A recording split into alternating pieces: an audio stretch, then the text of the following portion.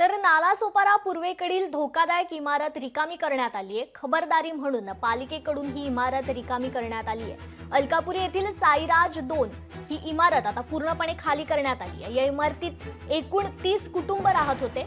या परिसरात मोठ्या प्रमाणात अनधिकृत इमारती वसलेल्या आहेत। त्यातील 4 ते 5 इमारती धोकादायक स्थितीत आहेत आणि म्हणूनच ही इमारत आता रिकामी करण्यात आलेली आहे। राज बिल्डिंग करून ही बिल्डिंग आहे। मी आल्यावर इकडे कळलं की जवळजवळ 20-25 वर्ष जुनी बिल्डिंग होती आणि या बिल्डिंगचा वरचा पार्ट जो आहे तो थोडासा साईडला झालेला आहे, तो दिसतो आहे।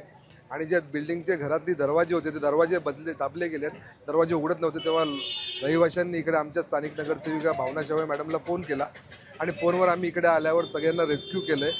रेस्क्यू करून सगळे आता बिल्डिंगमधली पूर्ण बिल्डिंग रिकामी झालेली आहे। लोकांना आपण बाहेर काढलेलं आहे। बिल्डिंगची पाहणी अग्निशमन दल आलेलं आहे, ते बिल्डिंगची पाहणी करतंय आणि वेळ पडली तर बिल्डिंग निष्कासित केली जाईल। लोकशाही मराठी ऐका, पहा, जागरूक रहा।